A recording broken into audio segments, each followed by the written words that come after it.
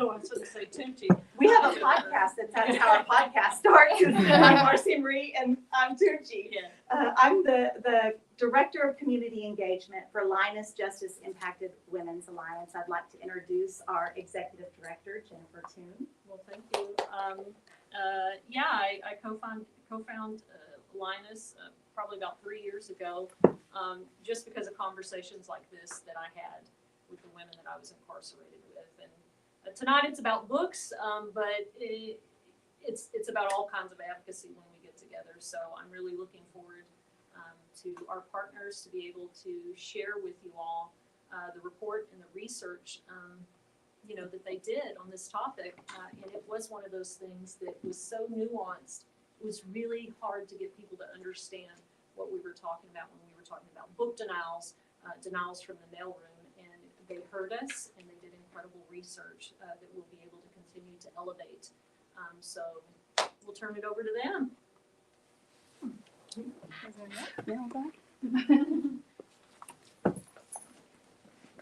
It's okay, Jen, I'm fine. Here, you got it. I really don't.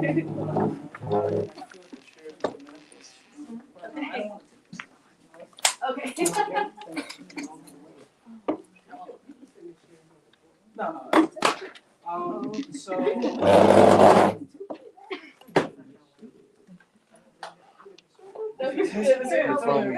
You're helping as much as you can. Your phone storage.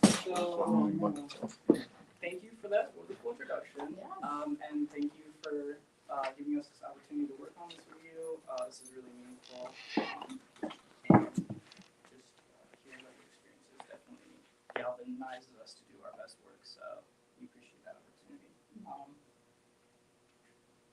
We're from the Civil Rights Clinic, Texas A&M Civil Rights Clinic. I'm Evan. I'm Selena. I'm a 3L, I'm a 2L. which means what year of law school you're in. So I'm in my last year. I'll graduate next semester. Thank the Lord. I need to get out of this. I need to get out of there so bad. That's real. Yes. All right. And that's our wonderful professor, Sarah, who holds it all together.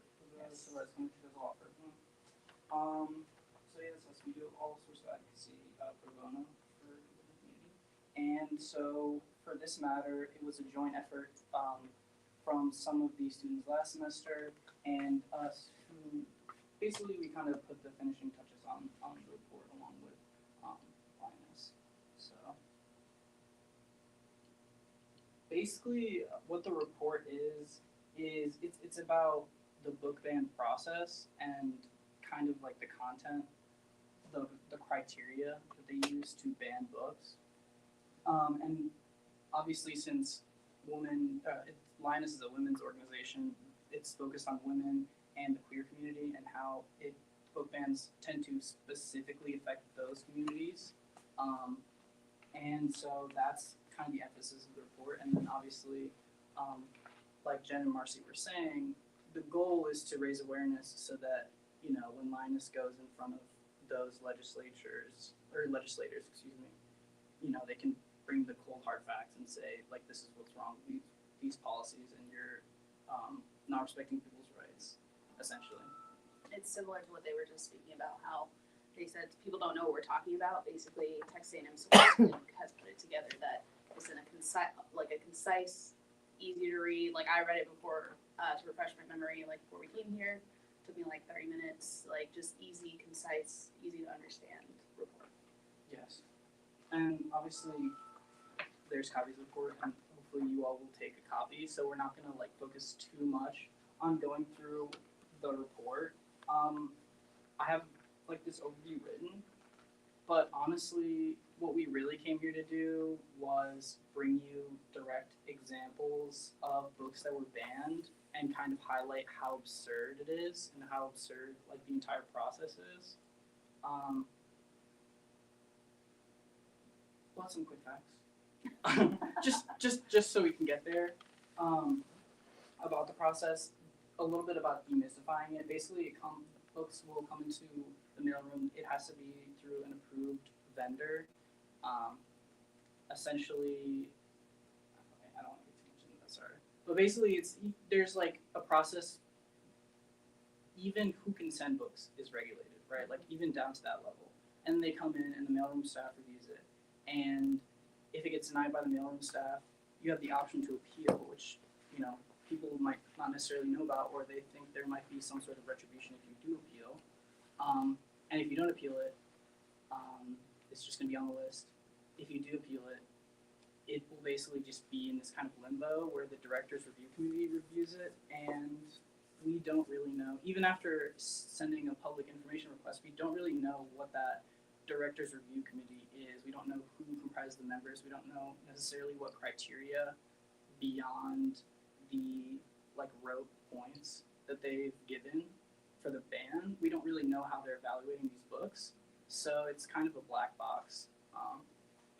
And so we want there to be more accountability in that. Yeah, and then they could also like appeal it, or the committee can also delegate it to, I'm trying to remember the acronym. Sarah, do you remember correctly? And The NSCP, the Yeah. mailroom. System Committee. coordinators. Yeah, panel. Yes, Mailroom thank is you. just- there's a lot of acronyms in Civil Rights Clinic, and they get jumbled in my head. And so they can also delegate it to that, and we don't know who's on that committee either. And we only were able to find one name, but we also don't know why are these specific people qualified to determine who gets these books, who doesn't get these books, and why. So, yeah, that's basically it. But yeah, the limbo period is like there's no like, oh, they need to bring it back in like 3 months. Like it just is kind of stuck. They can let it get forgotten. Yeah. And throughout the report, you see quotes, and you can kind of see how important getting access to books is to people. Just if you know, a breast exam, or if you're facing some sort of trauma, and you need escape or you need catharsis through the book, and just educational, just like a lot of things that really people should have access to, and that they shouldn't have their access revoked just because they are incarcerated. So we can go to the criteria. It's okay. So this obviously is supposed to be bigger. Okay, so maybe I should just read them so that people kind of know. Is that so? That would make more sense. Wait, is it this in the report? We can just say what page. It is. That's true. Yeah. What page of the report it is? Page 9. Oh, okay. The criteria where it's designed. Mm-hmm. Yeah. Yes, content restrictions. Yes. Yes. So if you guys just go to that, you can kind of see what we're working with. And then we have actual examples, which, again, really sorry about the technical difficulties. We would be able to show you images. Maybe I could just like kind of best just show people like the looks. Yeah, We have images. Anyway. Okay. Well, yeah, we should give people a second to read it. Maybe describe some of them. Yeah, sure. So first, to facilitate escape, so if it's like camping, there was like marijuana farming was banned, Yeah. just anything that you're able to live on your own outside of prison. And then there's information regarding manufacture of explosive weapons and drugs. That one doesn't really come up as much. It contains material that a reasonable person, which law students hate that word. I hear the word reasonable person, and like they're like it makes my skin crawl. I'm like, oh, no one knows who that is. Would construe as written solely for the purpose of communicating information designated to achieve the breakdown of prisons through inmate disruption, including strikes and riots. Next one, it contains graphic presentations of sexual behavior that is in violation of the law, such as rape, incest, sex with a minor, bestiality, and necrophilia. It contains material on setting up, operating, or avoiding detection of criminal schemes, or it contains sexually explicit images, there are over 10,000 books that are on the banned list. And so when we were actually going through this presentation, it was like trying to just pick one was really, really difficult. Yeah, so, and like a little bit of background about these, it's usually like the last one, the sexually, like usually this stuff pertaining to the sexually explicit stuff is much more commonly banned. And there are exceptions for like medical or educational usage or artistic usage, which are not necessarily always observed because the mailroom staff has such like discretionary power, I guess. They can basically, they know like the limitations on the restrictions, I guess. There's like the caveat, like, okay, this is like, technically nudity, but it's a medical image and it's used for educational purposes. The mailroom staff can just choose to ignore that and ban it anyway. Which they regularly do. Which they regularly do. And so that's why that category, even though it shouldn't necessarily be, is one of the categories that is getting banned the most. It's probably the largest category that we saw. So here's an example. I'll just start up here. You guys want to see? This is yes, the bilingual Japanese language. Yes, exactly. Let's do visual. Yes, Stewie. So if you look at this, like are you thinking, yeah, this is gonna get banned? Yeah. No. Yeah, and what about it? What about it? So, Japanese word for. this is what it is. Picture of a nude child, and if you squint really hard, you can see a newborn baby there, which is definitely That's in the night kitchen stuff. right. Exactly right. Like this is what books are getting banned for. It's clearly not illicit, and the thing about it is it's not some sort of automated system. Oh, the camera. This isn't some sort of automated system that's banning. Someone literally looked at this and said, "No, that's sexually explicit content. We're gonna ban that." Even though this is the only image in the entire book of a nude person in general. So They can't just X out or black out the bottom part of the little So, baby. We actually had that question at the very beginning of the semester, trying to understand why single pages or single even sentences, like, will get an entire book ban. First, the people in the mailroom don't want to take the time to do that. And then there was the other question of, well, what if the publisher sends it, like, out and then now it's a damaged book? And so they're still not receiving it, and it's not assisting with the censorship issue.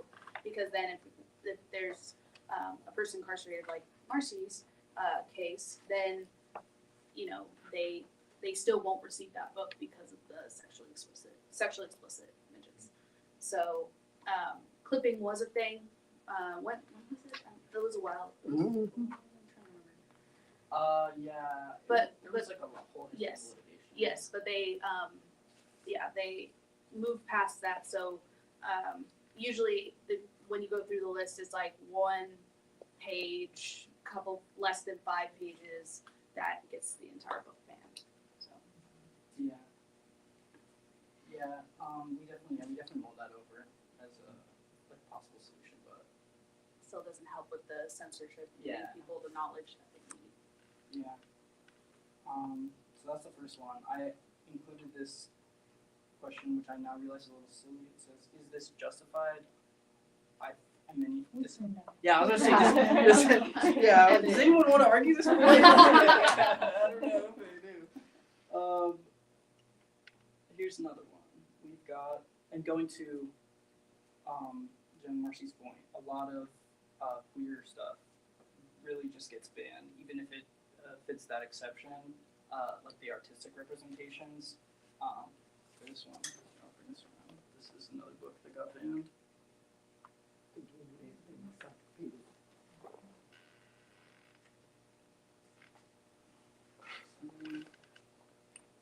And then the reason being, these ones are a little hard to see, but it's basically Renaissance style photos, right? The type of thing you could find in an art museum, where people bring their kids. And another thing that falls into the exceptions and pretty much just shows that it's really, it's just a little absurd. I think we all agree on that. In the later examples, here's another anatomy book that's banned. Just because for being an anatomy book. Yeah, basically And just being an anatomy book. It's also like college students read this book, like when they're studying. And Yeah, so there's no, I don't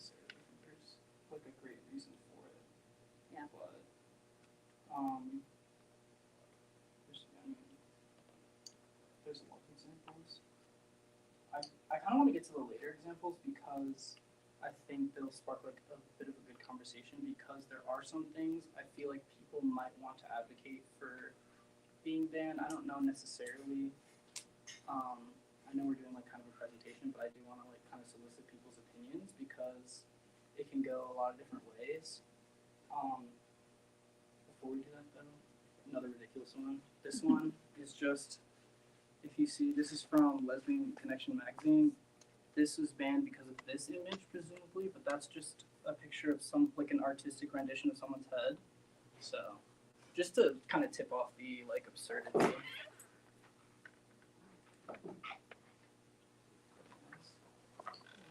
Sorry, I'm making everyone's screen. All the time. It's just this one. Like, you can't even really tell what it is, but someone looked at that and they said that's inappropriate, so whatever, you know. Who cares about your First Amendment rights? So a Jackson Pollock painting, they could just say, oh, they see a genital there. Exactly. Absolutely. Exactly. That's exactly right, and that's basically kind of highlights just Like, the lack of even, there was one earlier that Evan skipped over for conversation and time's sake, but it was like a religious book, where it's like, sometimes religious depictions has some nudity in it, obviously like Adam and Eve and baby Jesus, and that book was banned. Yeah. Sun Tzu article, man. This is kind of one of the ones where it's like, are you guys feeling that a little bit? Are you feeling Art of War getting banned? I mean, they're gonna say it's What's the name of that one? Art of War by Sun Tzu. Oh. you could encourage a disruption. Yes, or Right, strikes, right. But no, this is classic Right. literature. This is, It's only been around for You 20,000 battle years. the guards or whatever. Right. Strategy to take over the prison or whatever. Yeah, and that's kind of the thing, is that when the sort of litigation that dictates the rules kind of happened, the prisons basically just said, with no evidence backing it up, yeah, this might cause like a security concern. And the courts just kind of took them at their word, and they didn't require any evidence. They were basically just like, oh yeah, that makes sense. We'll just, kind of follow you. So there's really no evidence that like, the Art of War is gonna, make inmates into like a fighting force and break out of prison, right? There's no evidence of that, obviously. It's a little ridiculous if you think about it, but that's We kind waited of till we got out. They should be worried about you now. The security issues, specifically, I researched this for about a day or two, and it was like, one, using books to start fires, like a riot fire, which I was like, you could do that with kids' but okay. And like, if you really want to do it, you can do it. And then using it as a weapon, they are an obstacle, like if they're on the ground. And I just think they were just like pulling at straws, like just trying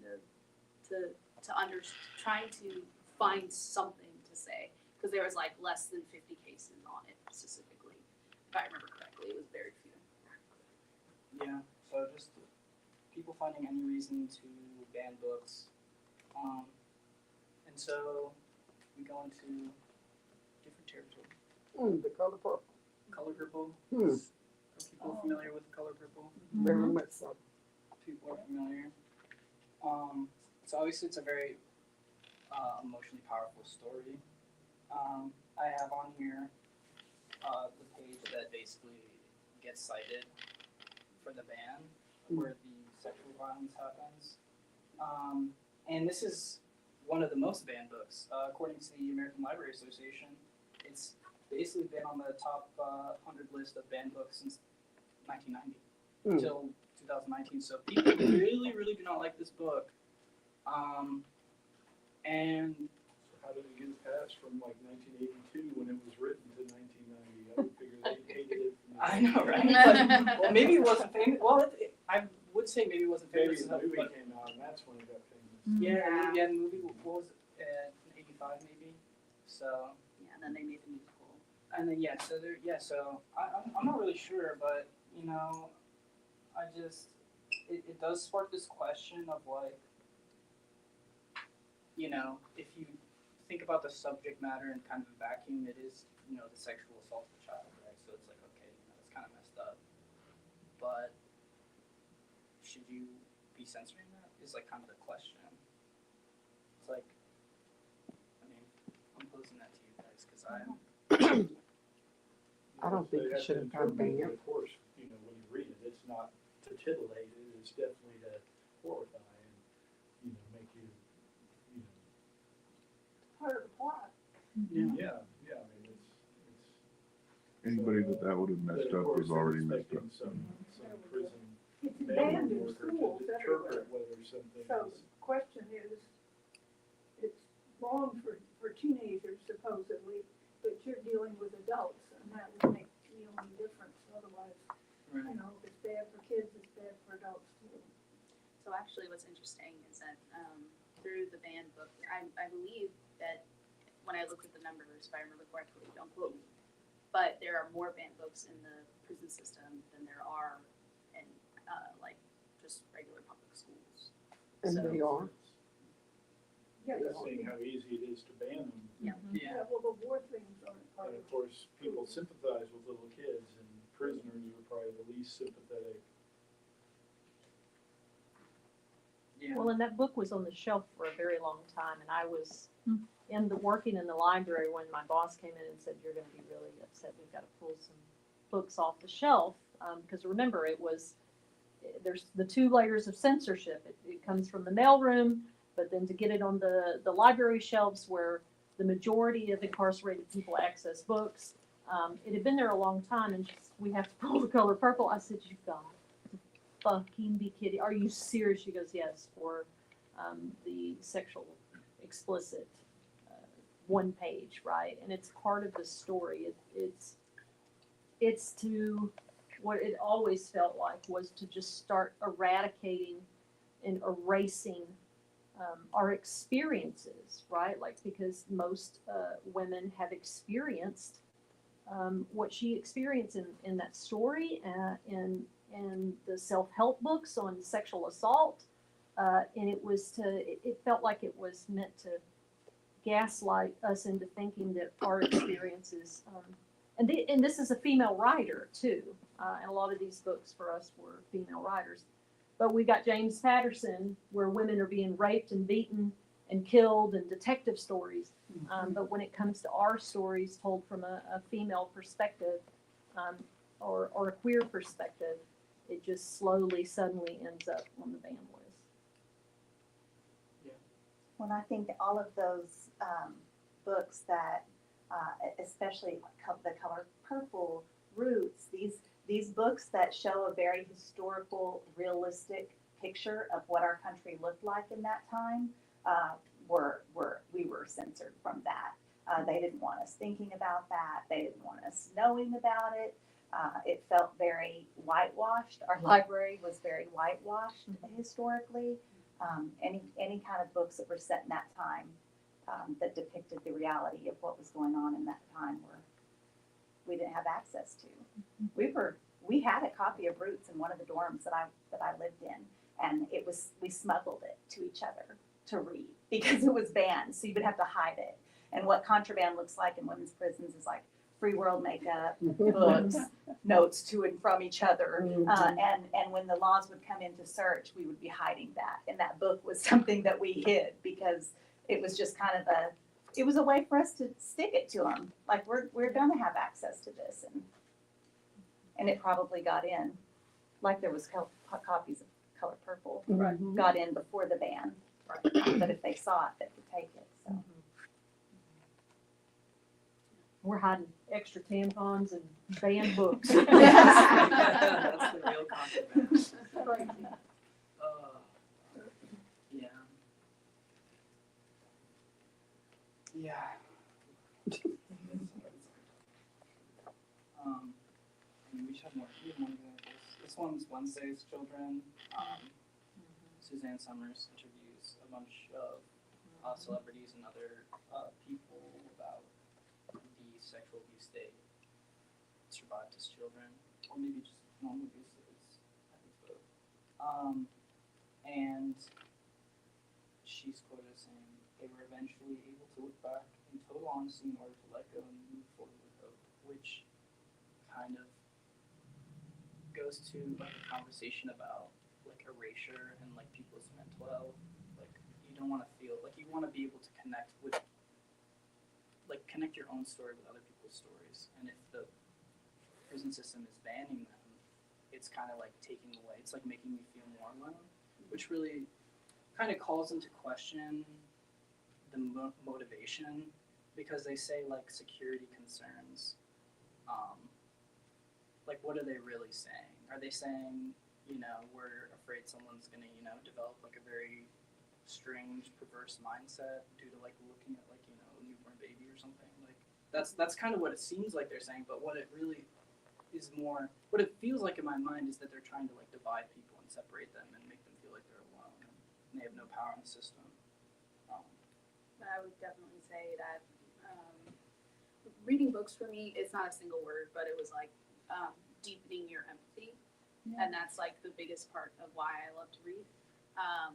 And it kind of goes against the belief of rehabilitation if they're banning these books in my mind, because it's like you're not getting to understand other people's stories and their perspectives and just being like, oh, I never thought about that before because that book is banned. And so that's definitely something I thought about because I learn about people through books. So that's also by talking to people, but another way is through books.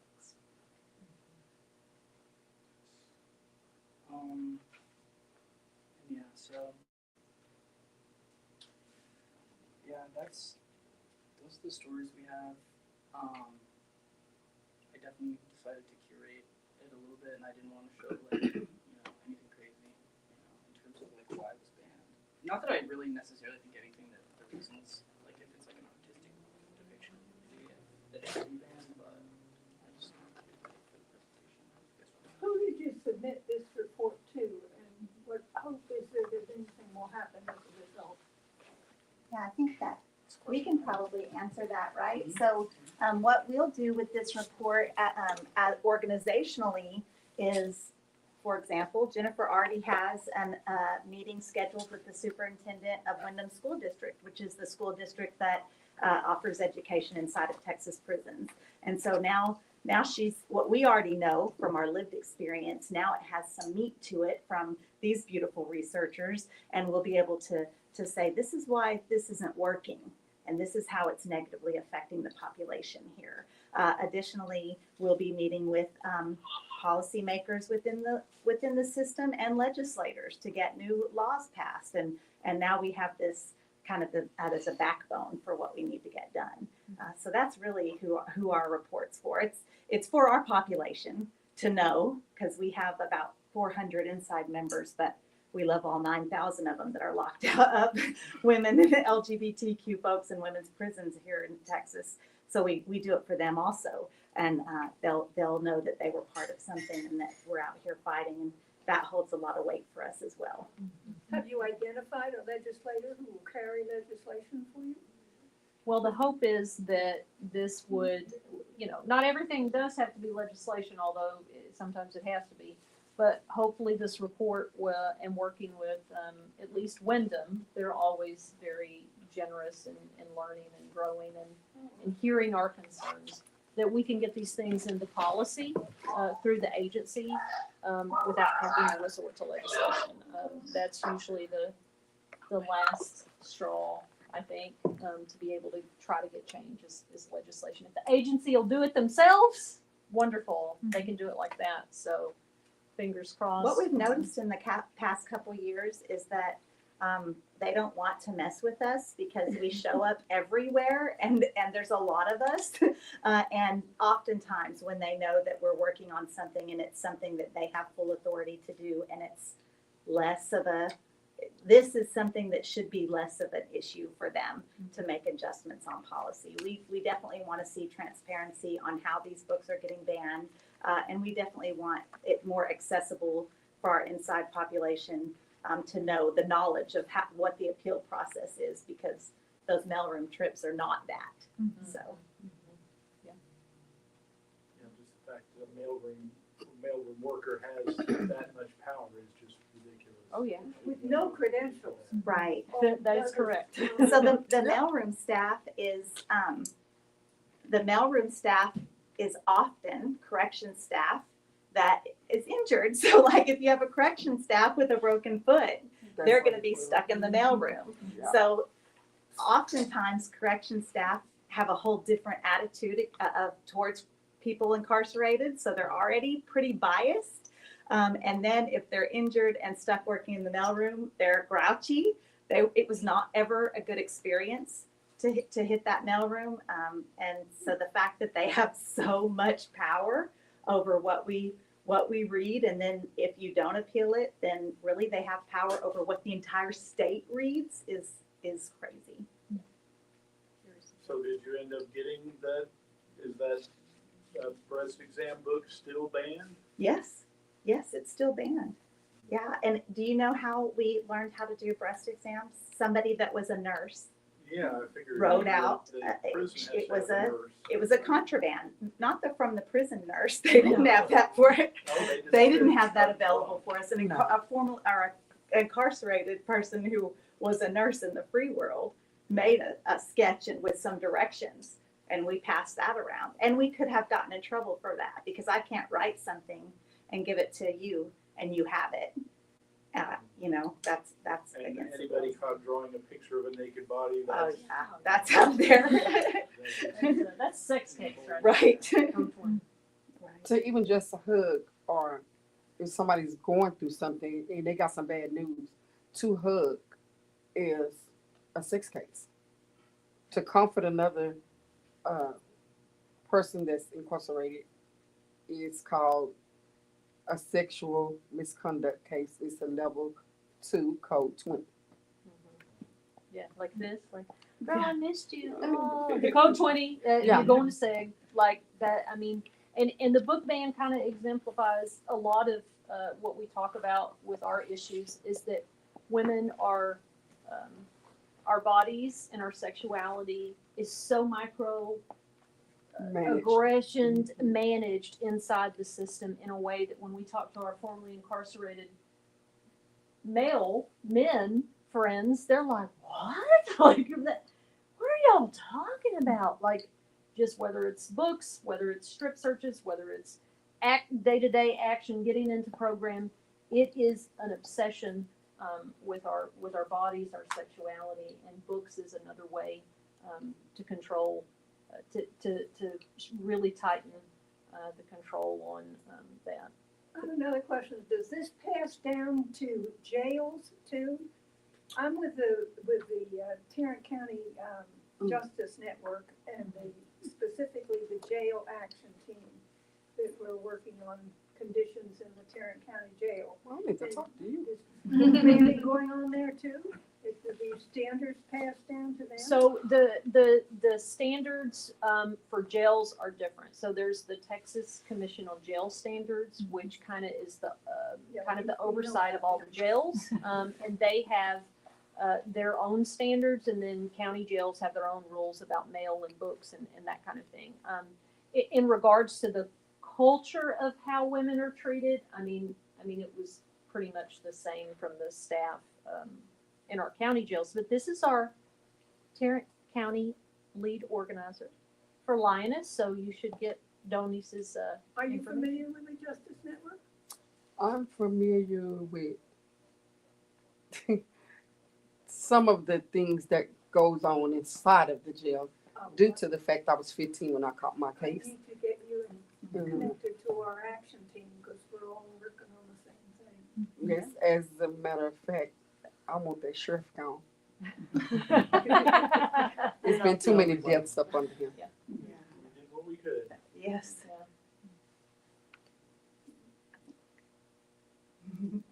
My brothers. His arms are, yeah. But I most definitely have to get your information. We're just now, we all kind of just grow into our roles, and so we're all learning, and we're learning about getting into Tarrant County jails and how to advocate, and so we're want to get connected for sure. Most definitely. That'd be great.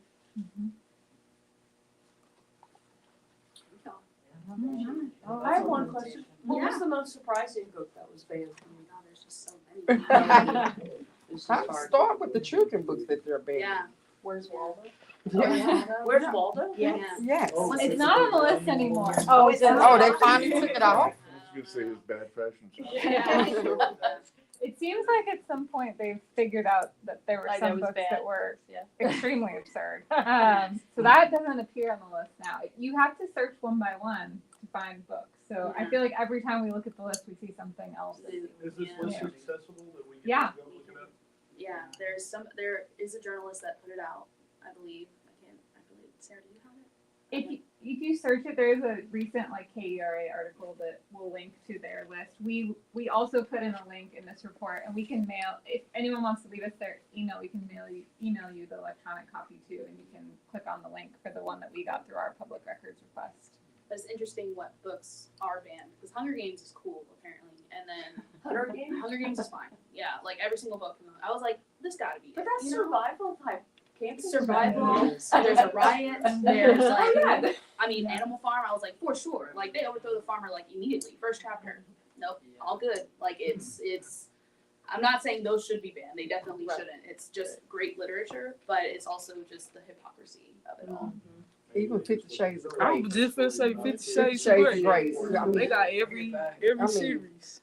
They have every series of Shades of Grey. mm-hmm. Now, But According to the Texas library Standard will not as put of it on I didn't the know library I won't. didn't search that one. Mein Kampf is allowed. Yes, One like, of their criteria, just something that would inflame, just make you mad, because, something like Well, she bet you anything that kind of gets you pissed off, and if you're stuck in a prison, that you don't really have a way to work that anger out, and that they just don't want you, they want to keep you as, of course, if they were gonna do that, they'd let everyone use heroin and marijuana. I would like to say this though. They do in Tarrant County Jail. Well, You know, it's been several of us that got incarcerated when we were teenagers. Of course, we were kids. We didn't explore how to tell what's going on with your body.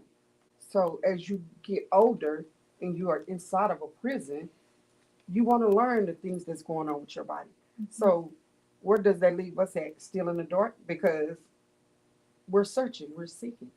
As I said, I was 15 years old when I went to prison, and I did 33 and a half years.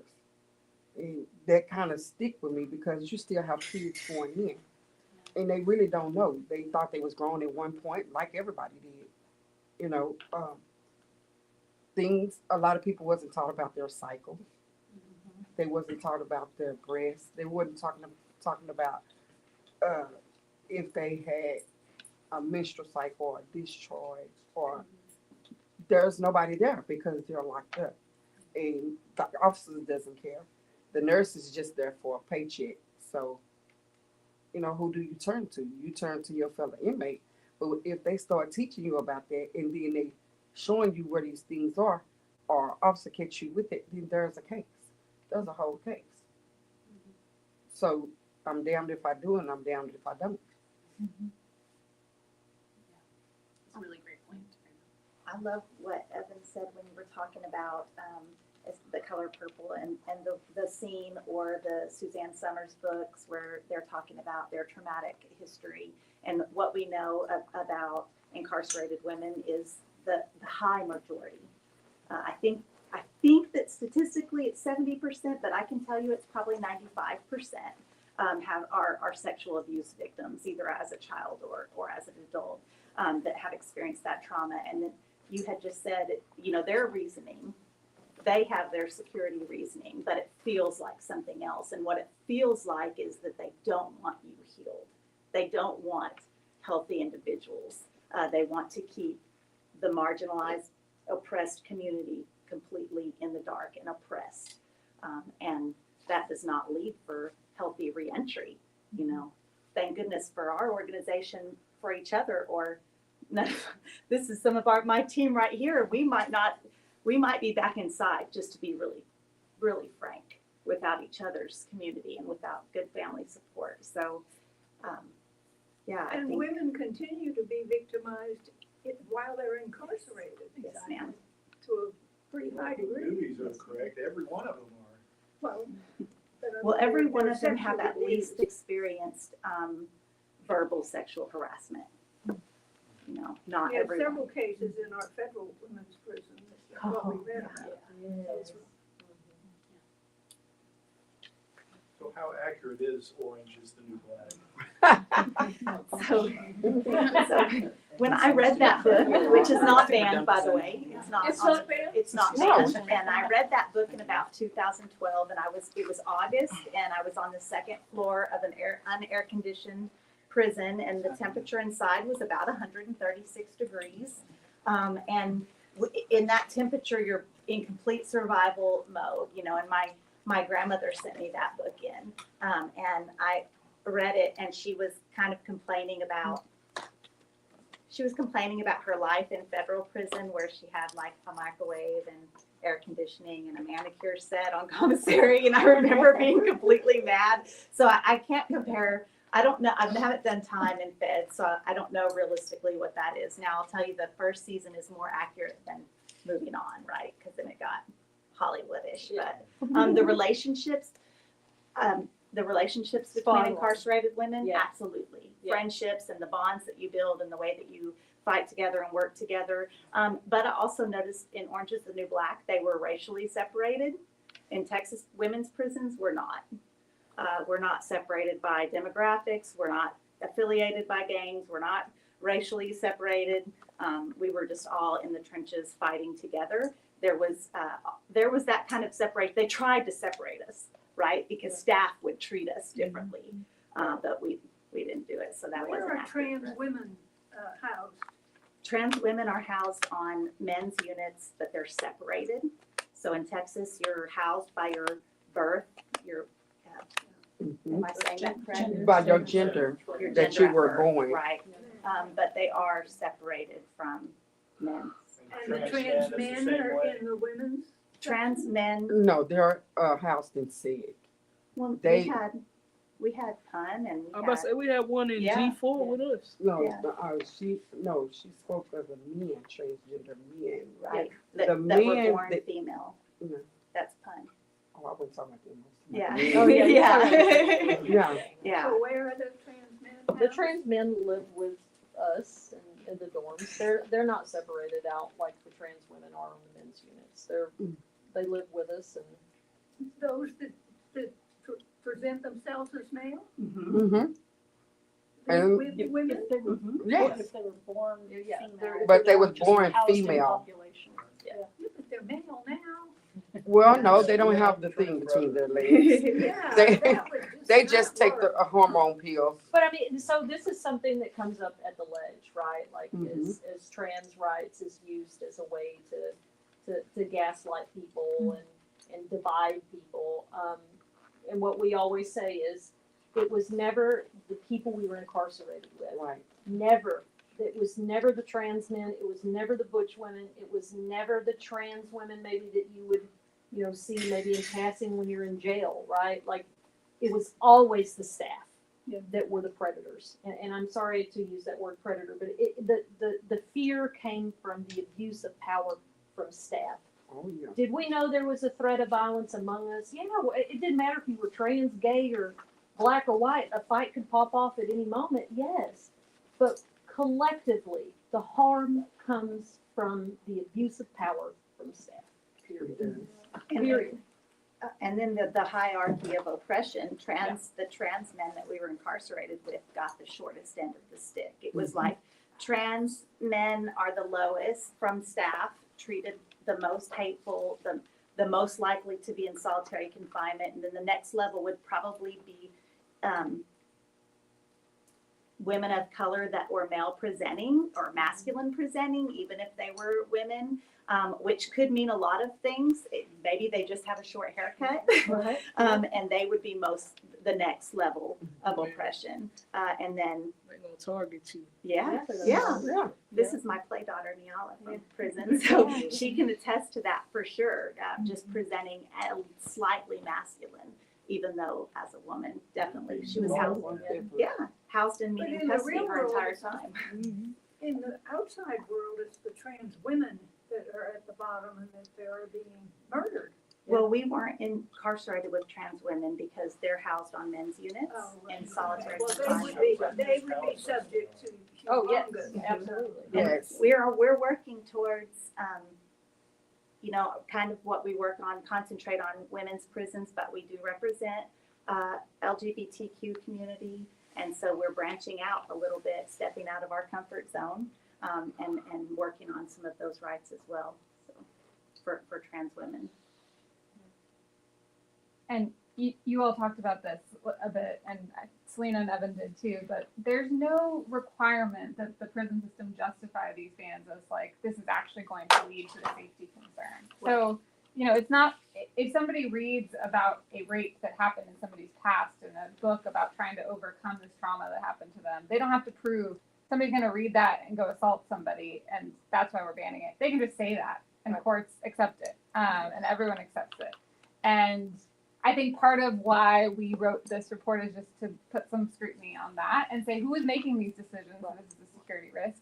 Even after doing all this research, we still have no idea who is really writing these policies, who's interpreting these policies, doing all of this. So hopefully, that's in part why some of this, the next steps are a little bit vague. It could go in a lot of different directions, but just educating people about what's happening and putting some scrutiny on those decisions is important too.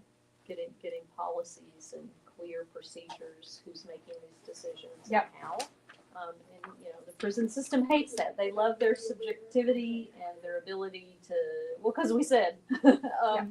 And so I really am hopeful that this report will speak to the process for everybody, not just for us, not for our community in particular, but for all incarcerated people to finally have a process, like who's doing this, who's deciding, and where do we go for the answers to who's doing this, other than the mailroom lady that doesn't like Marcy, so she denied her book because of security. And it is that arbitrary. But it bewilders me because no harm, no foul intended.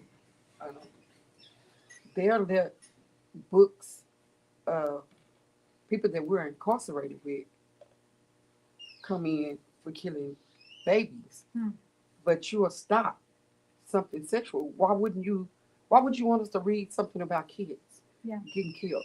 I mean, especially if it's somebody in there with you. Now, I've had the privilege to meet several of them, and they're not what the book described them as, because I got to know them personally. And their demons are their demons, and they deal how they deal. But that is so strongly in my mind because babies getting killed, rape, they run on the same road. So how can you ban one and not the other? And basically, in a true story, in a true crime book, they have some of the pictures in there of the scene when it happened. No consistency. Yeah. Consistency. I'm assuming that the mailroom corrections, whoever's doing that day, do they have any idea of besides the power over the prisoners in front of them, do they have any idea that it could hit the entire system? Like if they, Oh, Yeah, are they aware that their denial will? Yes. Yes. They are aware of that. Yes. Yeah. Well, and Donnice makes a really great point about true crime books. They'll deny books about breast exams and, lesbian love stories, but I'll get a true crime book that vividly, viciously, inaccurately most of the time depicts my cellmate's crime, right? And pass it around among staff. Which really would, that really can, and That we've will. seen cause. Now, very that is a negative security impact problem. on security, Yeah. right? But those are very rarely denied. And like Donnie said, there'll be pictures, plenty of pretty blunt, gruesome pictures, and those aren't denied.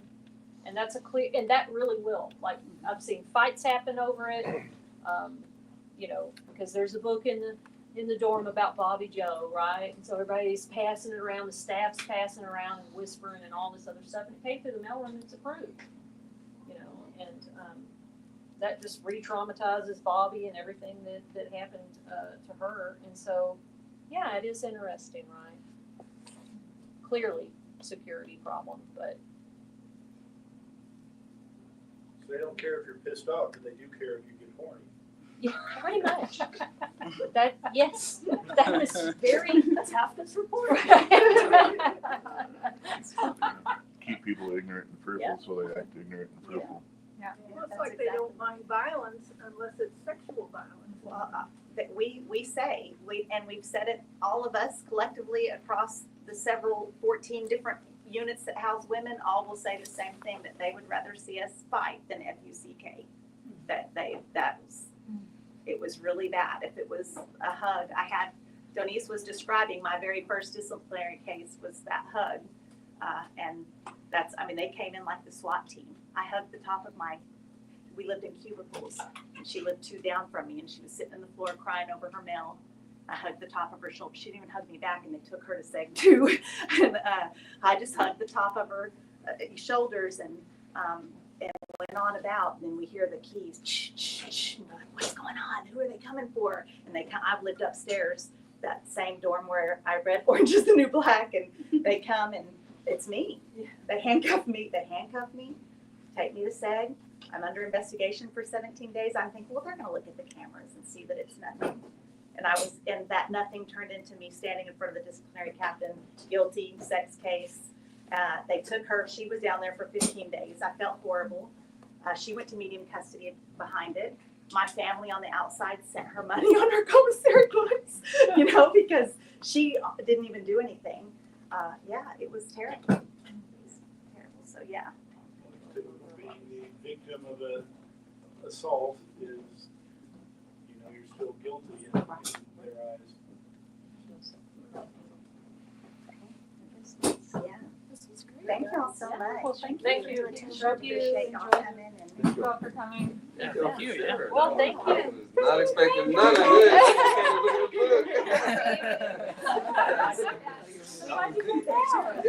We do have She's on the board of the Justice Network. It's over here. If you want to connect with us on social media, our website's here. Absolutely. And make sure you have a copy of the report. No, and also, she has a podcast called On the Rec Yard at 7 p.m. on Wednesday. Y'all should check it out.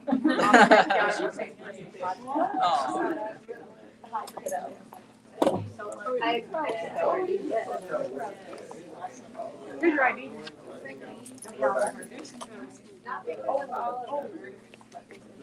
It's yours. I saw a picture.